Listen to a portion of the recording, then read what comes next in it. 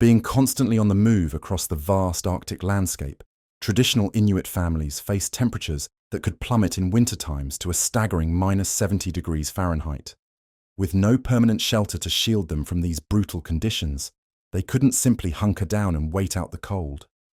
Isolated from the rest of the world, their only option was to make their own protective clothing. Without access to manufactured materials, they turned to their surroundings for everything they needed, proving that Mother Nature had already designed the perfect cold weather materials. The secret lay in their expert use of animal products, each carefully chosen for its unique properties. Caribou hide became their go-to material for warmth, thanks to its hollow fur fibers that trapped air and provided exceptional insulation, a natural technology that modern synthetic materials still try to replicate. The hide was particularly effective when worn with the fur facing inward, creating a cozy microclimate against the skin. For waterproofing, nothing beats sealskin. Its natural oils made it virtually impenetrable to water, making it perfect for outer layers, especially when hunting or kayaking. The Inuit would use it with the fur removed, creating a smooth, water-resistant surface that could shed rain and snow while protecting the warm layers beneath. Polar bear fur, though less commonly used, offered unmatched warmth and wind resistance for the harshest conditions. But the Inuits' material mastery didn't stop there. They also incorporated bird skins with feathers still attached, creating lightweight but incredibly warm garments.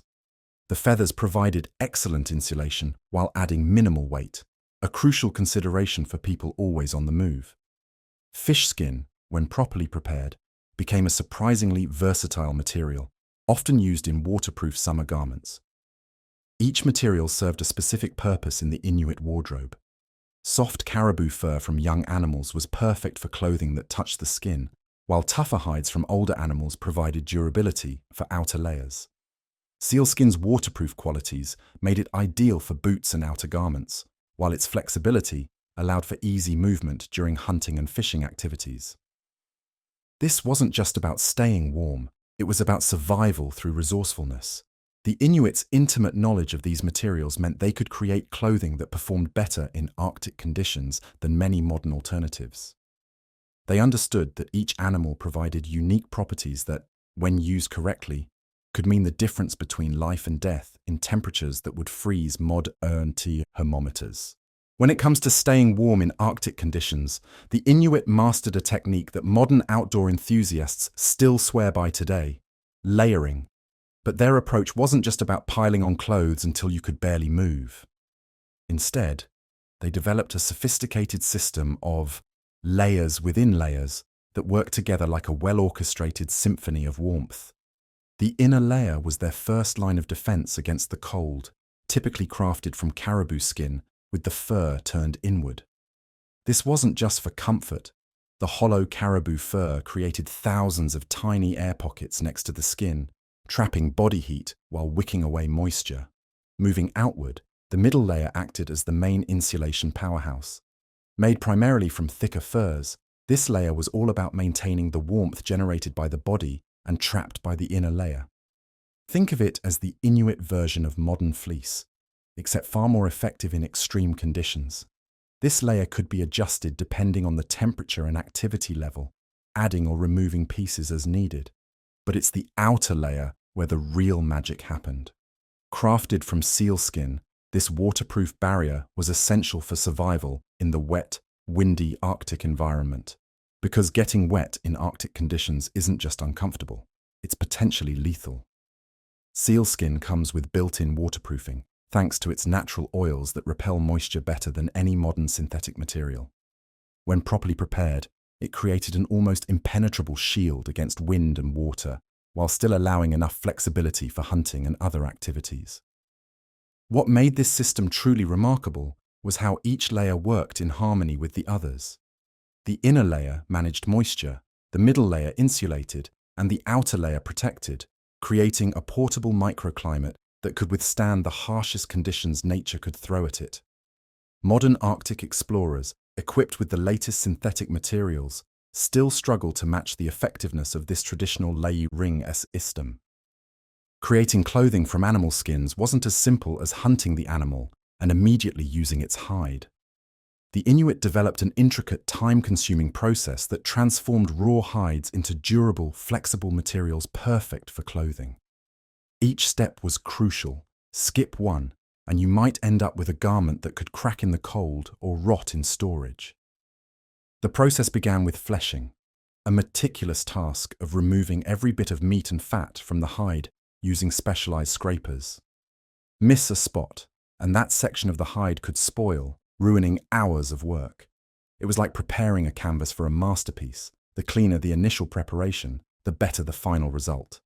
Once cleaned, the hide was soaked in water to soften it, making it pliable enough for the next steps. After soaking came more scraping, but this time with a different purpose. Using bone or metal scrapers, they would work the entire surface of the hide, smoothing it out and removing any remaining tissue. This step required not just strength but finesse. Press too hard, and you could weaken the hide. Too light, and you'd leave behind unusable sections. Then came the crucial stretching phase. The hide was pulled taut on a frame or stretched by hand, a process that could take several days. This wasn't just about making the hide larger, it was about achieving the perfect tension to create a uniform, wrinkle-free material. Think of it like tuning a drum. The right tension makes all the difference. Drying was equally delicate. The hide had to be kept in a shaded, well-ventilated area. Direct sunlight was the enemy here. It could make the hide stiff and brittle, like cardboard left out in the sun. Once dried, the hide was softened again by rubbing it with animal fats or oils, often a labor-intensive process that could take hours of continuous work. The final steps included smoking the hide over a slow fire, a process that not only helped preserve the material, but also added flexibility and water resistance. The smoke would penetrate the fibers, creating a natural barrier against moisture while keeping the hide supple even in extreme cold. Only after all these steps were complete could the hide be cut into pieces for clothing. This painstaking process could take weeks to complete properly, but the result was a material perfectly suited for Arctic conditions, durable enough to withstand daily wear, flexible enough to allow movement, and properly prepared to resist moisture and cold. When it comes to crafting Arctic clothing, the Inuits' sewing techniques were just as crucial as the materials they used. After all, what good is the warmest fur if your seams let in freezing wind? Their stitching wasn't just about joining pieces of material. It was a sophisticated craft where every stitch could mean the difference between comfort and frostbite. The secret weapon in their sewing arsenal was sinew, the tough, fibrous tendons harvested from caribou or seals. This wasn't your standard sewing thread. Sinew had properties that made it perfect for Arctic conditions. When dried, it became incredibly strong, able to withstand the constant stress of movement and extreme temperatures.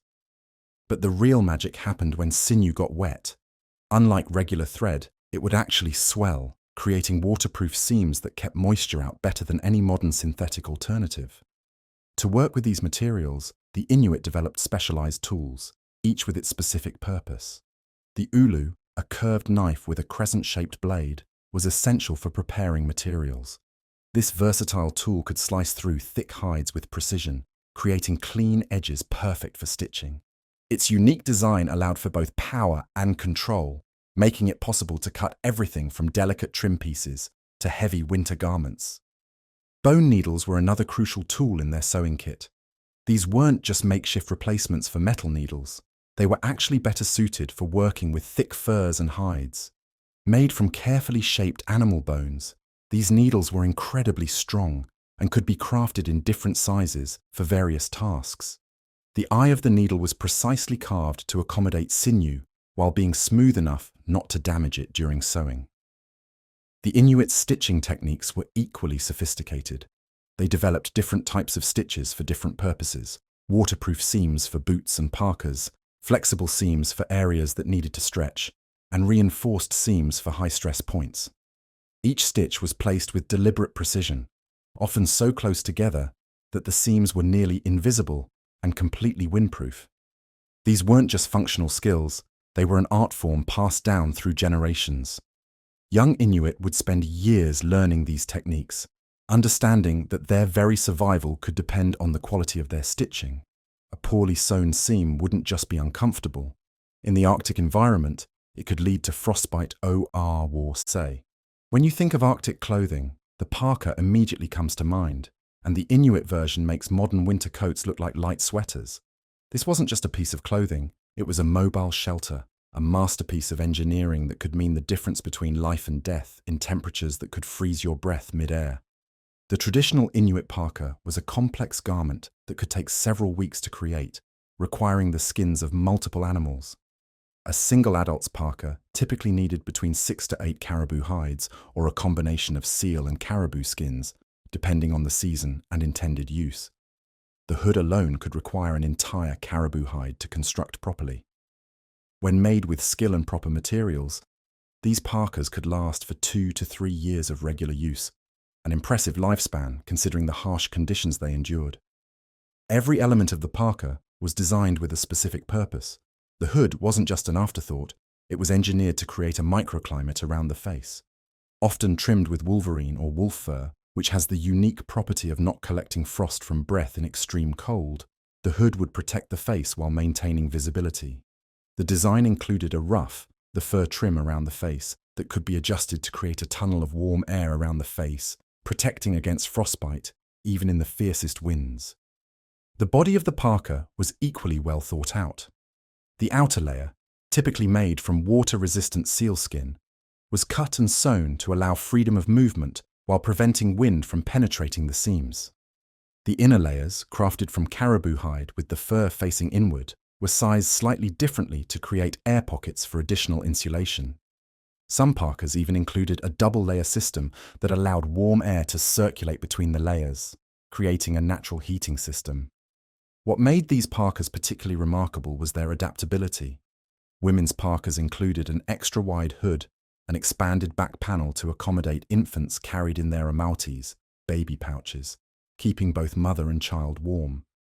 Meanwhile, men's hunting parkas were designed with slightly shorter front hemlines to make walking easier, with longer backs for sitting on ice during hunting expeditions.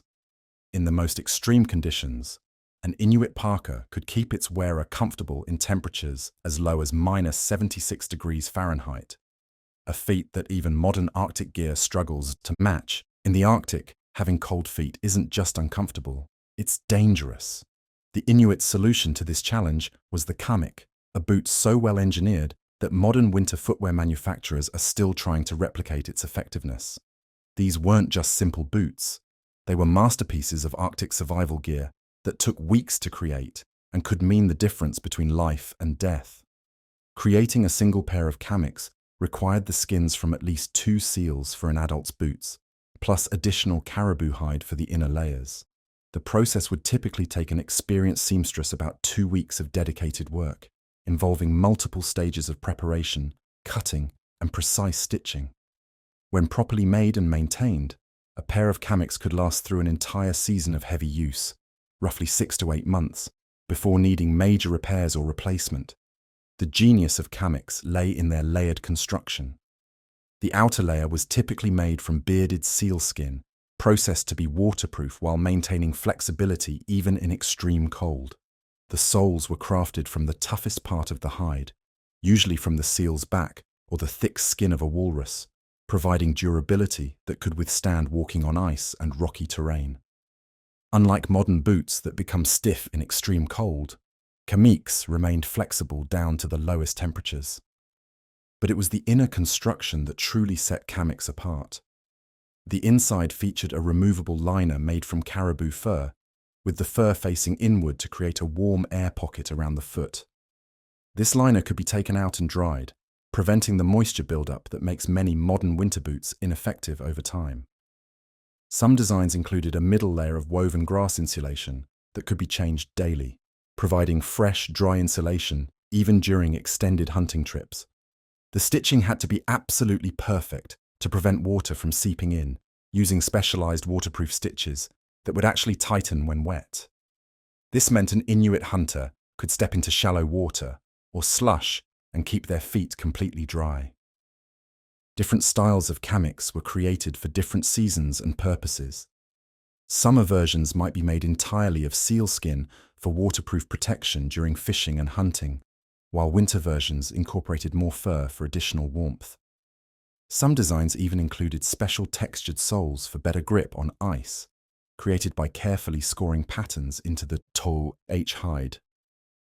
In the Arctic, survival isn't just about the big items like parkas and boots, it's the smaller pieces of gear that complete the picture.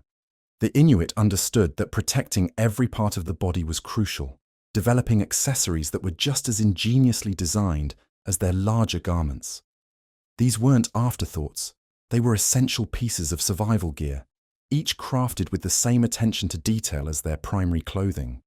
Mittens were a prime example of their innovative approach. Unlike gloves, which separate the fingers and reduce warmth, Inuit mittens kept fingers together to share body heat. They were made with multiple layers: a water-resistant outer shell of sealskin, a middle insulating layer of caribou fur, and a soft inner liner that wickered moisture away from the skin. The design included an extra-long cuff that extended well past the wrist, preventing any gap between mitten and sleeve where cold air could sneak in. Face protection was another crucial element. The Inuit developed specialized fur-trimmed face coverings that could be adjusted based on conditions. These weren't just simple scarves. They were engineered to prevent frostbite while allowing enough airflow to prevent the wearer's breath from freezing on the material. The fur was carefully selected. Wolverine fur was particularly prized because it's one of the few materials that doesn't collect ice from frozen breath. Perhaps one of their most ingenious accessories was their snow goggles, carved from bone, ivory, or wood. Long before sunglasses were invented, the Inuit created these sophisticated eye protectors with narrow slits that dramatically reduced the intense glare from snow and ice. This wasn't just about comfort. Snow blindness in the Arctic could be fatal, leaving a hunter unable to find their way home.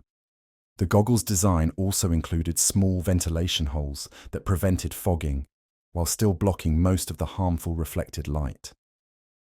Their hats were engineering marvels in their own right, often integrated into their parkas. These weren't just simple caps, but carefully constructed protective systems. The fur was arranged to create maximum insulation around the head, where much of the body's heat can be lost. Some designs included adjustable drawstrings that could seal out wind or allow more ventilation depending on conditions and activity levels. Each accessory worked in harmony with the others, creating a complete system of protection. There were no gaps, no weak points where the cold could penetrate. While the traditional methods of crafting Inuit clothing represent an incredible achievement in human ingenuity, modern Inuit communities have adapted their ancestral knowledge to embrace new materials and technologies. Today's Arctic wear reflects a fascinating blend of time-tested wisdom and contemporary innovation, though some traditional practices have necessarily changed with the times. Modern Inuit clothing still follows the core principles developed by their ancestors.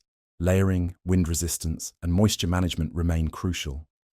However, you'll now find synthetic materials working alongside traditional ones. Gore-Tex might partner with sealskin, and polar fleece might complement caribou fur. This isn't about replacing traditional materials entirely. It's about combining the best of both worlds to meet today's challenges. The traditional parka has evolved, but hasn't lost its soul.